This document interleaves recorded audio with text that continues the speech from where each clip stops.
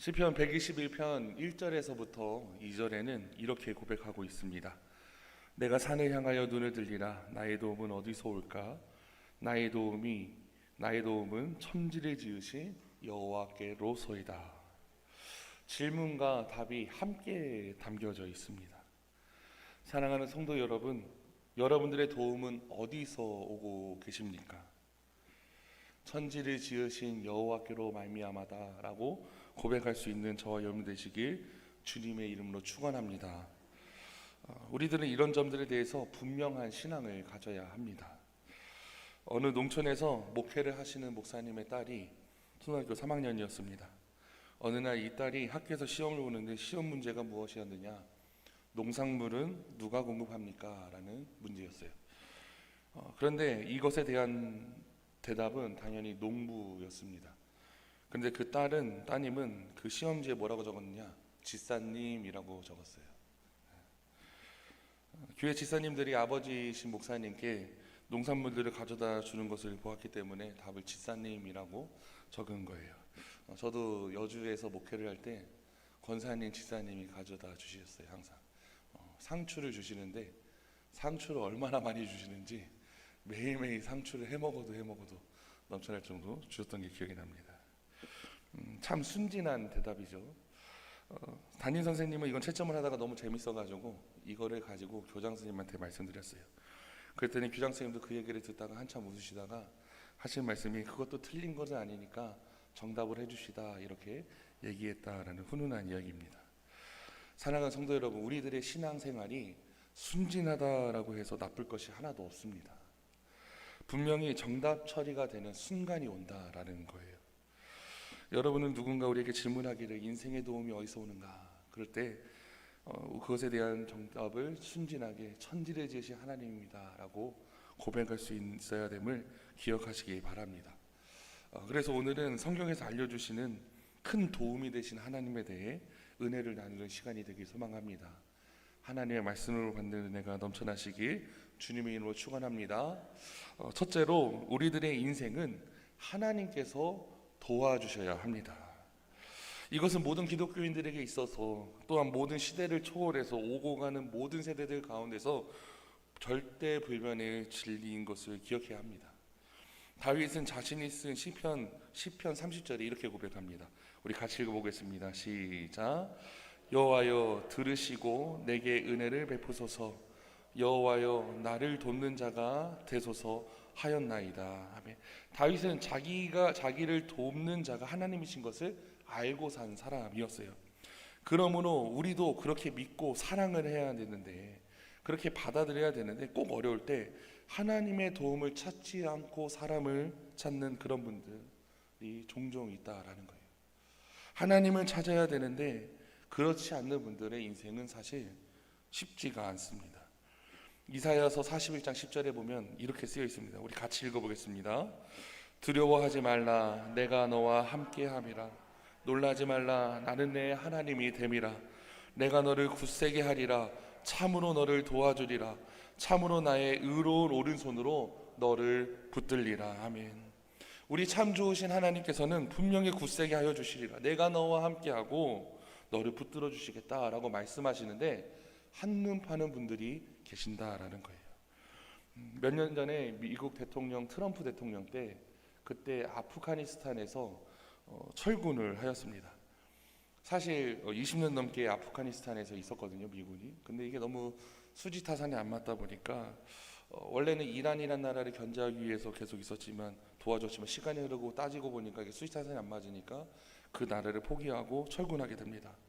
그러니까 아프가니스탄이 어떻게 됐느냐? 완전히 낙동강 오리아의 신세가 되었어요. 미국이란 큰 나라가 도와주고 있었는데 그러다 보니까 탈레반이란 그 이슬람 그 극단주의자들이 그 아프가니스탄을 먹어버리고 맙니다. 결국 사람은 이처럼 이해관계에 따라서 움직인다라는 거예요. 권력에 따라서 움직이고 세상을 이끄는 힘에 따라서 움직입니다. 그런데 우리 하나님은 그러시는 분이냐? 절대 그러지 않는 분이라는 거예요. 하나님은 끝까지 우리들을 붙들어 주시고 인도해 주시는 분이라는 것을 여러분들 기억하시기 바랍니다. 그래서 이스라엘 백성들은 아이들의 이름을 지을 때 엘리에셀이라는 이름을 많이 짓습니다. 엘리에셀은 하나님은 나의 도움이시다라는 뜻을 가지고 있어요. 모세의 두 번째 아들도 이름이 엘리에셀이었습니다. 아브라함의 양아들의 이름도 엘리에셀이었고 다윗 시대의 제사장의 이름도 엘리에셀이었습니다. 전부 다 뭐냐? 하나님이 나의 도움이시다. 인생을 사는 데 있어서 하나님의 도움을 받으며 살아가라라는 기쁜 뜻이 담겨져 있습니다. 정말로 하나님께서는 그의 발음대로 기라성과 같은 인물들로 그들을 사용하십니다. 우리는 무엇보다도 우리를 도와주신 하나님을 믿으며 살아가야 합니다. 하나님은 우리들을 창조하셨고 그러므로 죽든지 살든지 우리들을 도와주시면서 이끌어 가시는 위대한 분이심을 여러분들 기억하시기 바랍니다. 하나님은 인간적인 생각으로 도와줬다가 안 하셨다 이런 것이 아니라 끝까지 도와주시는 분이라는 순전한 믿음을 여러분들 기억하시기 바랍니다. 우리들은 하나님의 도우심을 받고 살 수도 있도록 창조되었고 또 그러한 권한도 있고 그러한 요청할 권한이 있기 때문에 하나님께 간절히 바라보고 나아가야 된다라는 거죠. 옛날에 한 수도원에 수도사가 올리브 나무를 심었습니다. 그리고 하나님께 기도했어요. 하나님, 이 올리브 나무 뿌리가 물이 필요합니다. 단비를 내려주시옵소서. 그러니까 하나님께서 단비를 주셨습니다. 그리고 또 수도사가 또 기도를 했습니다. 하나님, 이 나무는 태양빛이 지금 필요한 것 같습니다. 그렇게 기도하니까 하나님께서 검은 구름을 거쳐주시고 태양을 나오게 하셔서 태양빛을 주셨어요. 또 기도를 했습니다. 하나님, 이 나무가 단단해지기 위해서는 풍파를 견뎌야 되는데 서리를 내려주시옵소서. 잠시 후 그 작은 나무에 서리가 앉고 번쩍이는 것이 보이게 되었어요. 하나님께서 응답해 주셨다라는 거죠. 그런데 이게 웬일인지 저녁에 가보니까 그 나무가 죽어 있었습니다. 사실 작은 묘목은 그렇게 잦은 일기변화가 있어서는 안 되는 존재였기 때문이었습니다.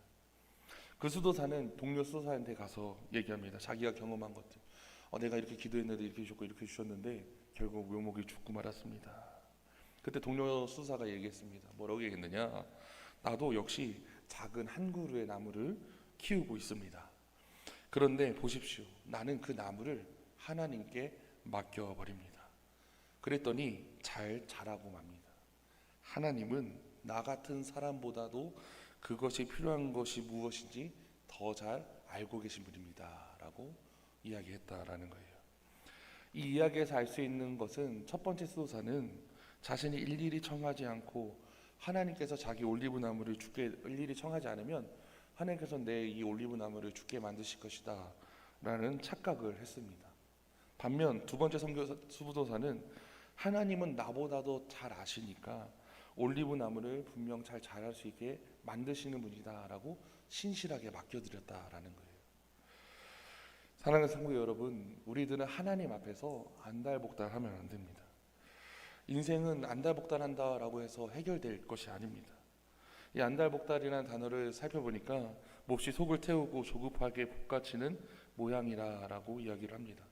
하나님께 맡겨버리고 하나님께서 도와주시면 우리의 인생이 되는데 자꾸 딴 생각을 하니까 안달복달하다가 요 사람한테도 찾아가고 요 환경에도 의심하고 아니면 하나님을 의심하기도 하는 우리들의 인생이 그렇다라는 거예요. 우리의 인생은 하나님이 도와주신 만큼 되고 이럴 때는 크게 아멘 하셔야 돼요. 우리들의 인생을 하나님이 도와주실 만큼 되고 하나님이 도와주시지 않으면 안 됩니다. 여러분들 이것을 기억하시기 바랍니다. 이게 우리의 신앙이 되어야 되고 신앙의 기초가 되어야 합니다. 그래서 다윗은 시편 104편 28절에서 29절에 이렇게 고백합니다. 우리 같이 읽어보겠습니다. 시작. 주께서 주신즉 그들이 받으며 주께서 손을 펴신즉 그들이 좋은 것으로 만족하다가 주께서 낯을 숙이신즉 그들이 떨고 주께서 그들의 호흡을 거두신즉 그들은 죽어 먼지로 돌아가나이다. 아멘. 주께서 이렇게 4번이나 하려 하면서 다윗은 고백합니다. 모든 것이 누구 손에 달려있냐? 주님 하나님의 손에 달려있다라고 고백을 한다라는 거예요. 모든 것이 손에 있음, 하나님의 손에 있음을 인정하며 주님을 바라보며 나아가시는 저와 여러분들의 모습이 되길 소망합니다. 그래서 에베네셀 하나님이라고 고백을 하죠. 하나님이 여기까지 인도하여 주셨습니다. 하나님이 도와주신 만큼 된다라는 신앙을 고백하시는 저와 여러분 되시기 주님의 이름으로 축원합니다. 두 번째로 하나님은 우리의 큰 도움이 되십니다.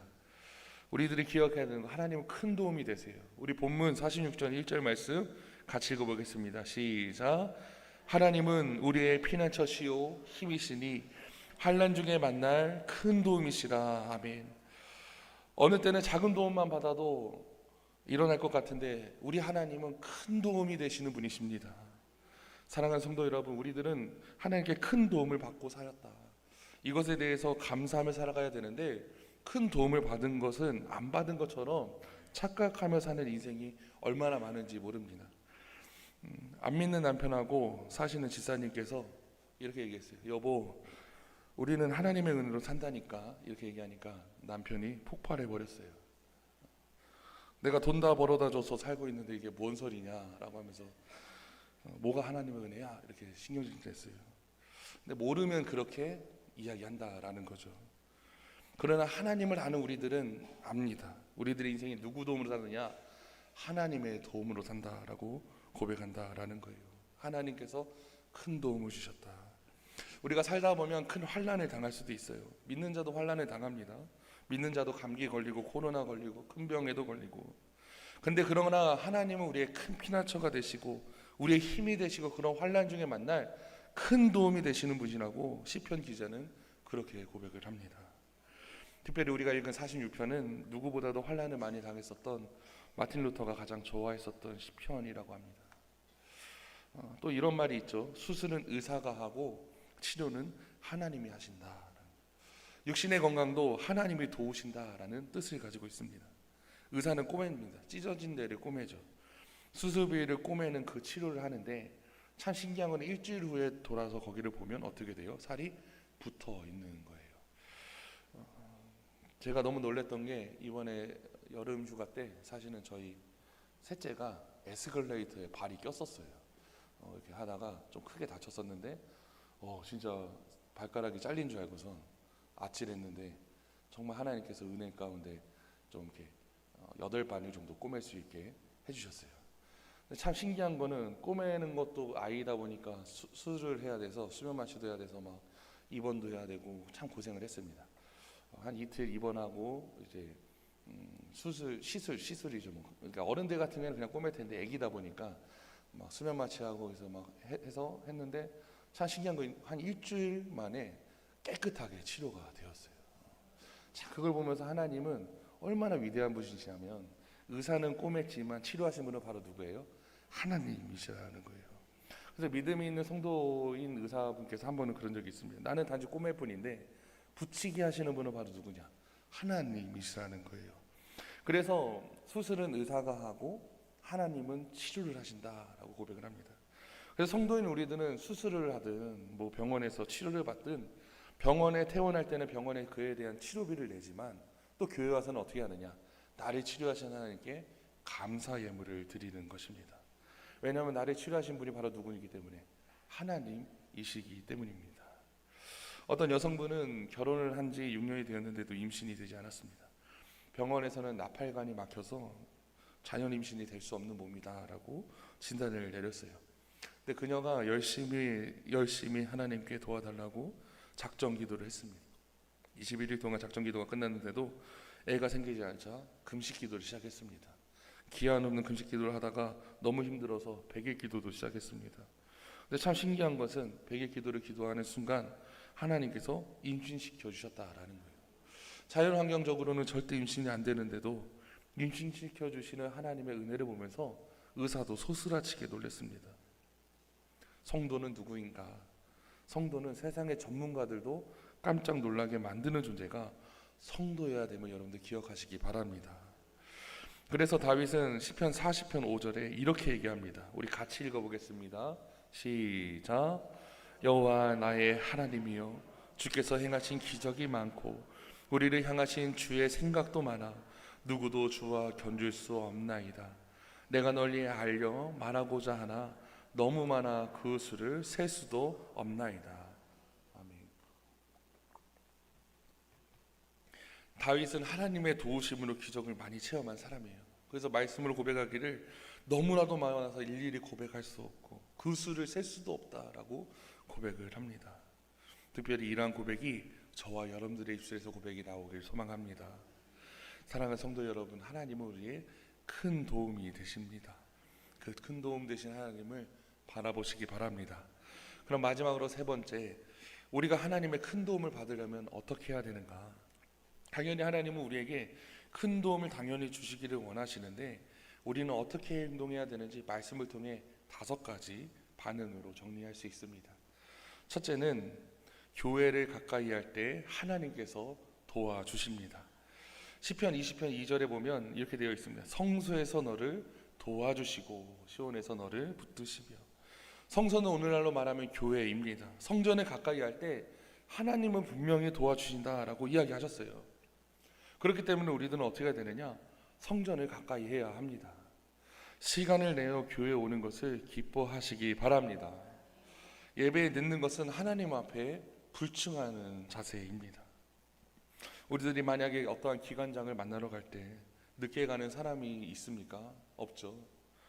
만약에 내가 아는 분들 중에서 아주 중요한 사람을 만나러 가는데 늦을까요? 절대 늦지 않아요. 그 시간 약속을 어떻게 해서든지 지키는 게 우리들의 습성입니다. 그런데 예배 시간은 소홀하게 생각하는 성도님들이 있어요. 해외여행을 가려면 3시에도 인천공항까지 어떻게 해서든 도착하는 게 우리들의 심리인데 하나님 앞에 예배드리는 그 시간을 가볍게 여기는 경우가 있다라는 겁니다.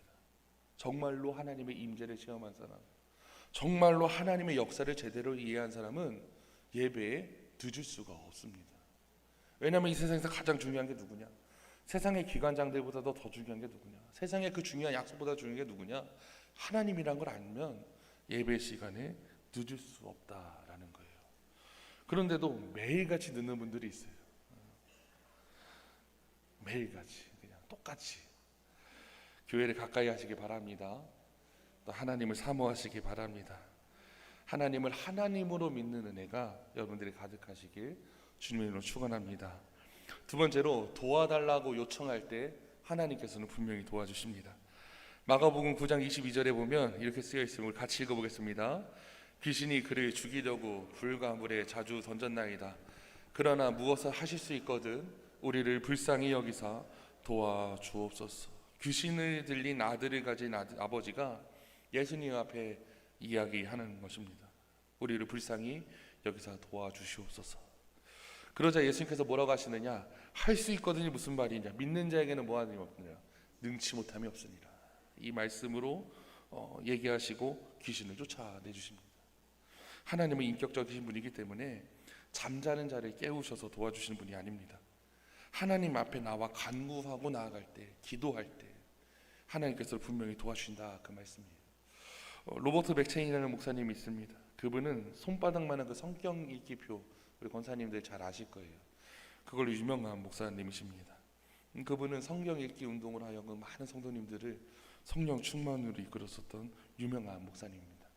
근데 그분은 설교의 대가시기도 했는데 그분이 쓴 설교 원고에는 군데군데에 이렇게 손으로 적어놨답니다. 뭐라고 적혀있느냐?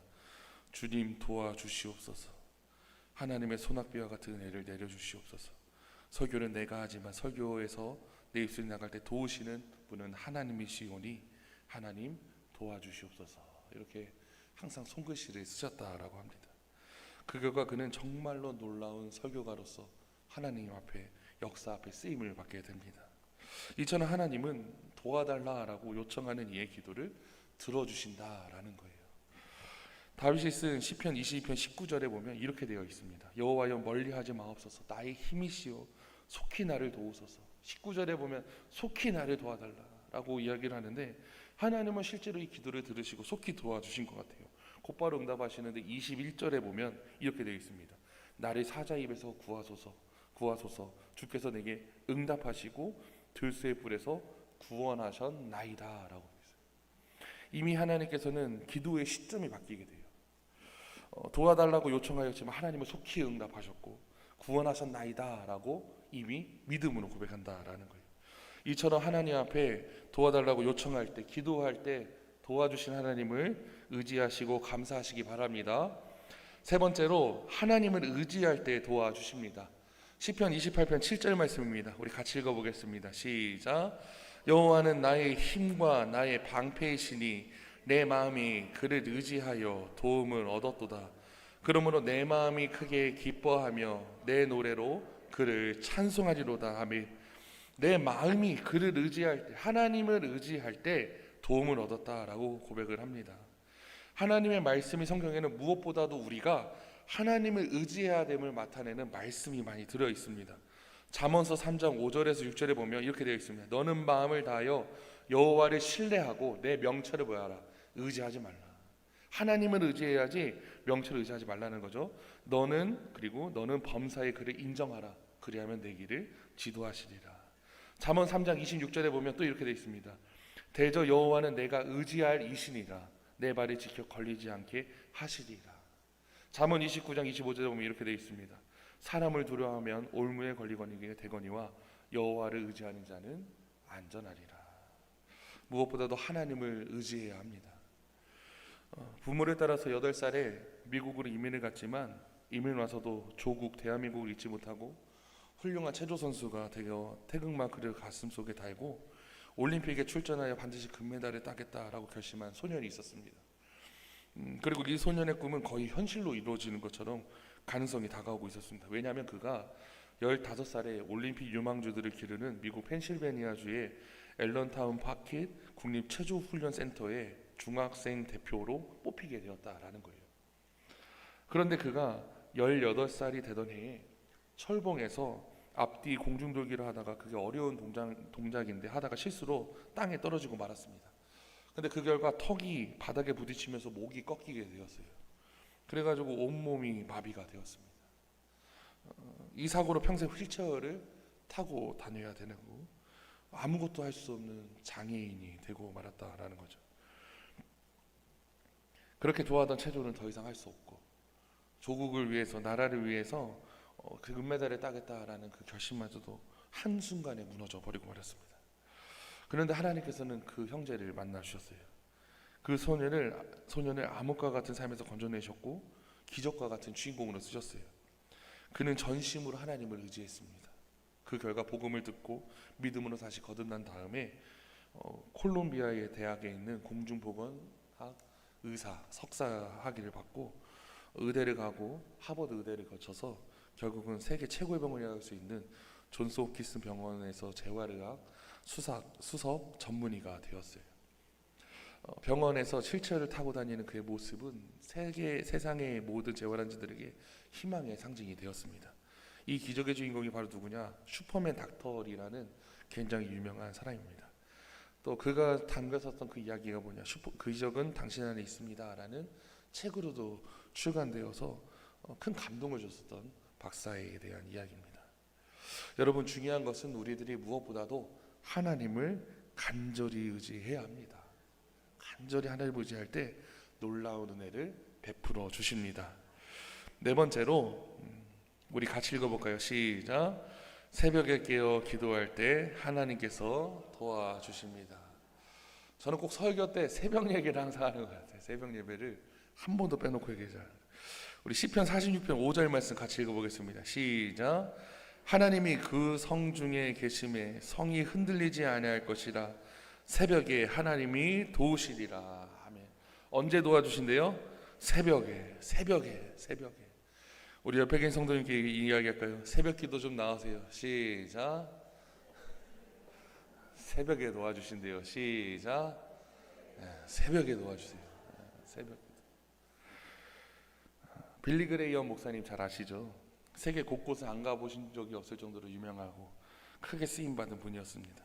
그분이 한국에 처음 방문했을 때가 언제냐면 6.25 전쟁 때 방문하셨대요. 6.25 전쟁이 한참 중에 부산까지 밀렸으니까 그때 이제 방문을 하셔서 방문했는데 그때 두 가지 큰 목적이 있었는데 하나는 한국인들을 위한 전도 집회랑 또 하나는 그때 미군들이 이제 우리나라에서 이제 전투를 하다 보니까 그 미군들을 위로하기 위해서 그들을 위해서 이렇게 왔다고 합니다. 그런데 그때 와서 돌아보시는데 오히려 한국교회 상황을 보면서 큰 감동을 받으셨는데 그때 감동받은 이유가 뭐냐? 바로 새벽 기도 때문에 감동을 받았다라는 거예요. 전쟁 중에도 선교사님의 안내에 따라서 부산에 있는 피난민들의 교회를 방문했는데 피난민들을 위한 교회 초소가 산 위에 있고 임시로 설치된 예배당이었답니다. 지붕만 가린 채로 사방이 열려 있는 그런 곳이었어요. 추운 새벽 공기가 귀를 도려내듯이 매우 매서운 그 날씨 속에서도 성도들은 거적대기 위해서 무릎 꿇고 눈물을 흘리면서 새벽에 기도하는 모습을 보면서 정말로 큰 감명을 받았다라는 거예요. 자신의 죄악과 민족의 죄악을 통회하고 자복하면서 전쟁의 승리와 회복을 기도하는 성도들의 모습을 보면서 대한민국의 승리와 소망을 보게 되었다라는 거예요. 한국교회가 이렇게 크게 쓰임받게 된 이유는 새벽기도 덕분이다라고 할 수 있습니다. 한동대학교 정문을 통과하면 현수막이 있는데 그 1년에 한 번씩 특별 새벽기도회를 하나 봐요. 그때마다 뭐라고 적혀있느냐, 코피가 터져도 우리들의 새벽기도는 계속된다라는 현수막으로 코피가 터져도. 사랑하는 성도 여러분, 간절히 새벽기도 나오시기 바랍니다. 새벽기도 나와야 돼요.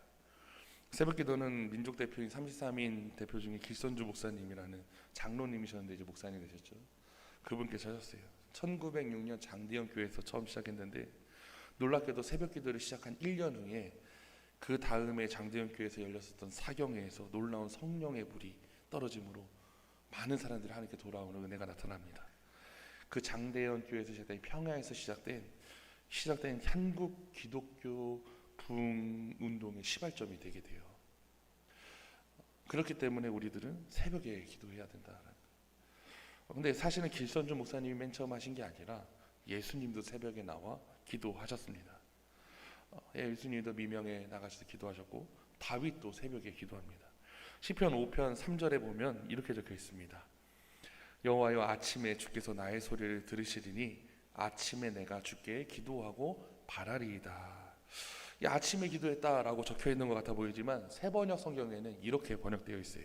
우리 같이 읽어볼게요. 시작. 주님, 새벽에 드리는 나의 기도를 들어주시옵소서. 새벽에 내가 주님께 나의 사정을 아뢰고 주님의 뜻을 기다리겠습니다. 아멘. 이게 번역이 그러니까 아침이 아니라 뭐예요? 새벽이 맞는 거죠. 새벽에 여호와여, 새벽에 주께서 나의 소리를 들으시고 새벽에 내가 주께 기도하리고 바라리이다. 이렇게 사실 번역하는 게 맞다라는 거예요. 새벽 기도 열심히 해야 됩니다. 이렇게 설교했는데도 새벽 기도 안 나오시면 정말 안 되죠. 꼭 나오시기 바랍니다. 마지막 5번째로 입술로 믿음을 고백할 때 하나님께서 도와주십니다. 우리 역대하 32장 8절 말씀 마지막 읽어보겠습니다. 시작. 그와 함께하는 자는 육신의 팔이요 우리와 함께하시는 이는 우리 하나님 여호와시라. 반드시 우리를 도우시고 우리를 대신하여 싸우시리라 하매 백성이 유다 왕 히스기야의 말로 말미암아 안심하니라. 자, 이 말은 어떤 말씀이냐면 히스기야의 고백입니다. 그들을 죽이려고 아수르 왕이었던 사네립과 그 군대가 그들을 둘러싼 상황이에요. 히스기야 입장에서는 사실 억울한 입장입니다. 이 말씀이 역대하 32장인데 31장에 무슨 얘기가 나오냐면 산당 하나님 보시기에 정직히 행하였고 히스기야 왕은 정직히 행하였고 여러 주상과 아세라 목상 산당들을 다 깨트려요. 어떻게 보면 하나님 앞에서 좋은 모습, 하나님께서 인정하시는 모습을 보여드리려고 그렇게 행동을 했습니다. 그런데 바로 그렇게 열심을 다해서 하나님을 섬겼는데 그 직후에 무슨 일이 일어나냐, 이 사네립 왕이 와가지고 군대가 쳐들어오게 된다라는 거예요. 참 흥미로운 것은 말씀해 보면 이 히스기야 왕뿐만 아니라 여호사밧 왕도 거룩한 개혁을 일으킨 다음에 바로 큰 무리가 쳐들어오고요.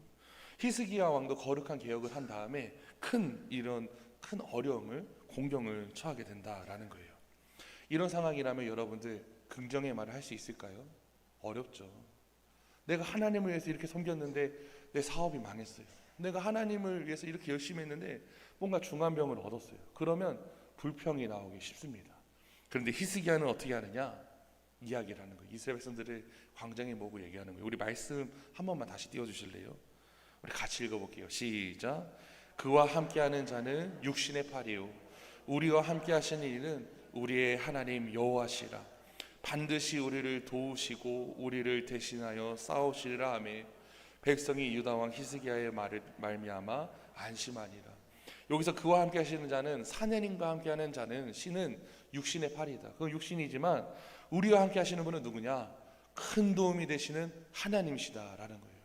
하나님이 반드시 우리를 도와주시고 우리를 대신하여서 싸우실 것이다 라고 담대히 믿음으로 고백을 합니다. 성도는 이러한 믿음의 말을 해야 합니다. 성도님들, 하나님 우리와 함께 하신다라는, 아니면 긍정의 말이든 믿음의 말을 하시는 저 여러분 되시길 주님의 이름으로 축원합니다. 어느 교회 옆에 집에 술집이 생겼어요. 밤낮으로 술 마시고 떠들고 떠들고 해서 교회 분위기가 아주 좋지 않았습니다. 그래서 교회에서 하나님께 기도를 했어요. 저 술집 좀 망하게 하여 주시옵소서. 제발 망하게 하여 주시옵소서. 이렇게 기도를 했어요. 근데 이 소문이 주인 귀까지 들어간 거예요. 술집 주인 귀에. 그런데 진짜 얼마 되지 않아서 술집에 불이 나서 홀라당 타버리고 말았습니다. 그래서 술집 주인이 교회에 고발했습니다. 기도해서 뭐 했다는 거예요? 불이 났다라는 거예요. 그래서 술집 주인이 교회를 고발했는데 교인들이 말하기를 이렇게 얘기한 거예요. 어떻게 기도한다고 해서 그런 일이 생기겠어요? 이렇게 얘기했다라는 거예요. 하나님 앞에 믿음으로 기도했으면 믿음의 말을 하든지 해야 되는데 그렇게 했다라는 거죠. 그렇기 때문에 우리들의 입술을 잘 관리해야 합니다. 특별히 긍정의 말을 하시기 바랍니다. 바이런 자니스라는 세계적인 피아니스트가 있습니다. 이 사람은 어렸을 때부터 피아노 신동이었지만 교통사고를 당해서 심한 신경통과 신경마비 증세가 나타납니다. 한때는 10손가락 가운데서 왼손 중지 하나만 움직일 수 있을 정도, 나머지 손가락이 움직이지 않을 정도로 그 정도였고, 새끼손가락 완전히 마비가 되었습니다. 오른쪽 손목은 30%밖에 움직일 수 없었대요. 그런데도 그는 세계적인 피아니스트가 돼요. 어떻게 됐느냐? 그는 날마다 하나님을 의지하고 긍정의 말을 합니다. 그때도 인터뷰를 했는데 이렇게 얘기합니다. 여러 의사가 나를 위하여 수고했고 침도 많이 맞았습니다. 그러나 기적은 기도로만 가능했습니다. 간절히 기도할 때 하나님은 나에게 용기를 주셨고, 나에게는 많은 문제가 있었지만 그 문제가 나를 정복하지 못하게 한 것은 내게 하나님을 향한 믿음이 있었기 때문입니다. 이렇게 계속해서 뭐 하는 거예요? 긍정의 말을 고백했다라는 거예요. 간절한 믿음의 고백을 하나님께 올려드렸을 때, 나아갔을 때 하나님은 그를 치료하시고 그를 놀랍게 사용하셨습니다. 특별히 여러분들 입술을 하나님께서 기뻐하시는 믿음의 말을 하시기 바랍니다. 말씀 마무리하겠습니다. 우리들의 인생은 하나님이 도와주셔야 됩니다. 우리 하나님은 우리의 피난처가 되시며 우리들이 환난 중에 만날 큰 도움이 되시는 분이십니다. 그러기 위해서는 5가지를 해야 되는데, 첫째는 교회를 가까이 할 때, 하나님께 도와달라고 요청을 할 때, 하나님을 의지할 때, 4번째로 새벽 기도를 할 때, 5번째 입술로 믿음의 고백을 할 때 하나님은 놀랍게 우리들을 도와주신다는 걸 기억하시면서 하나님 앞에서 멋지게 쓰임 받으시는 하나님의 도우심을 체험하시는 주님의 성도님들 되시길 주님 이름으로 축원합니다. 기도하겠습니다.